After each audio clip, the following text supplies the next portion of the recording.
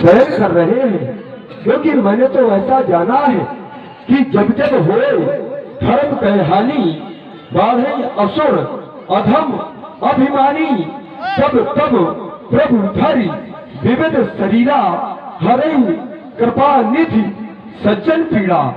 जब जब इस प्रकार के आतताइयों का आतंक संसार में होता है तो प्रत्येक कल में नहीं, मैंने तो यहाँ तक जाना है।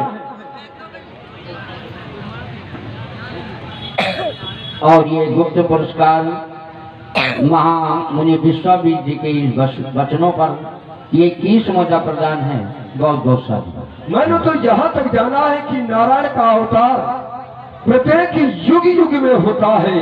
यदा यदा ही धर्मस्य ग्लानिर्भवति भारत अभ्युत्थानतम धर्मस्य तदात्मानं सृजाम्यहम् परित्राणाय साधूनां विनाशाय च दुष्कृतां धर्म संस्थापनार्थाय संभवामि युगे युगे।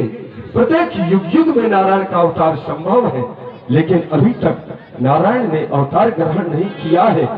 योग निद्रा में नारायण शयन कर रहे हो तो उस योग निद्रा का त्याग कर दे और देखिए अपने इन भक्तों की दुर्दशा। क्योंकि ये भक्त तो केवल आपके ही सहारे हैं नारायण। यदि आप ही इन भक्तों के सहायक नहीं होंगे तो ये संसारिक लोग तो ये स्वार्थी है, इनके द्वारा हमारा कभी कल्याण नहीं हो सकता। हे नारायण जगन्नाथा अखिल ब्रह्मांड के नायक, हम पर दया करे क्योंकि सहारे आपके जो है ये उन्हीं पर आज संकट है। ये बड़ी यज्ञशालाएं वही मुनियों के मरघट है। तो क्षीर सागर पर पड़े हो किस अनोखी नाज पर, क्या हृदय फरता नहीं इस दुख भरी आवाज पर। तो शेष भाई जाग जाओ, क्षीर सागर छोड़ दो।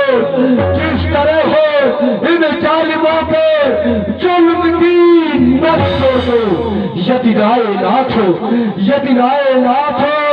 तो निर्बल पुकारे जाओगे, फिर कभी ना है प्रभु दीनानाथ कहे जाओगे।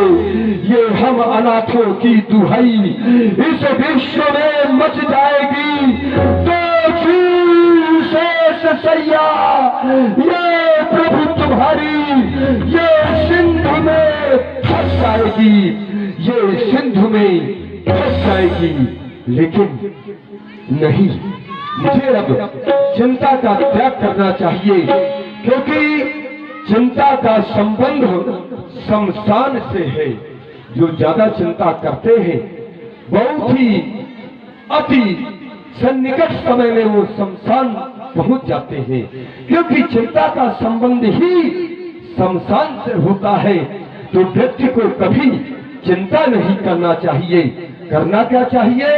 व्यक्ति को चिंतन करना चाहिए, क्योंकि चिंतन का संबंध समाधान से है। इसलिए अब मैं चिंता का त्याग करूं, और यदि समाधान मुझे प्राप्त करना है तो मुझे अब चिंतन करना होगा, अर्थात मुझे विचार करना होगा। कहीं ऐसा तो नहीं है अखिल ब्रह्मांड के नायक ने कहीं अवतार ग्रहण कर लिया हो और मैं मिथ्या ही उन पर दोषारोपण लगा रहा हूँ। इसलिए मैं विचार करूं।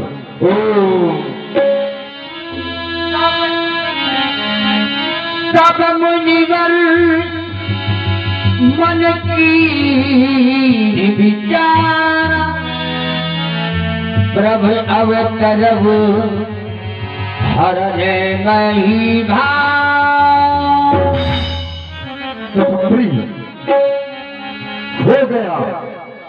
हो गया। तुम यही सोच रहे होगे कि महामुनि विश्वामित्र जी कह रहे हैं कि हो गया, आखिर क्या हो गया?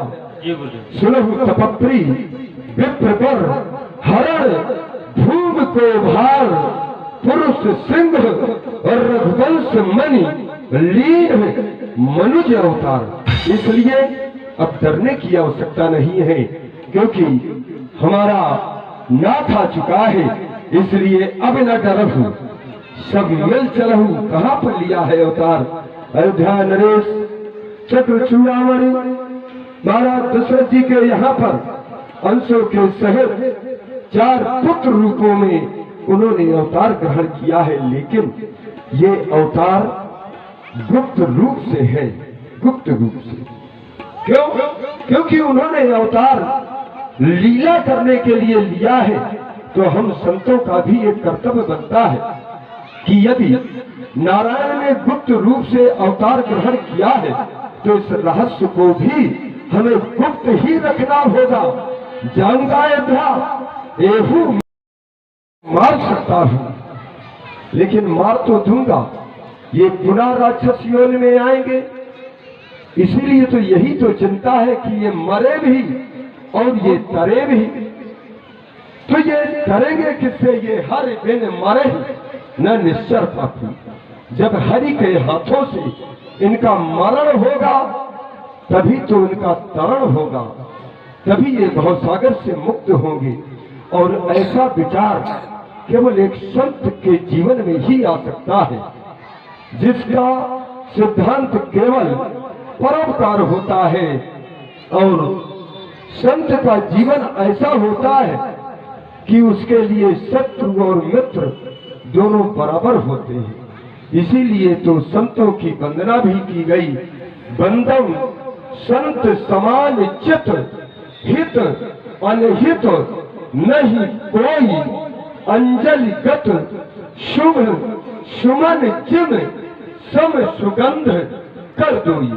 संतों का स्वभाव एक फूल की तरह होता है, फूल की तरह। जिस प्रकार से आप पेड़ से पुष्प को दाहिनी हथेली से तोड़ेंगे तो पुष्प का स्वभाव यह है कि तोड़ने वाली हथेली को अपनी सुगंध से वो सुवासित कर देगा।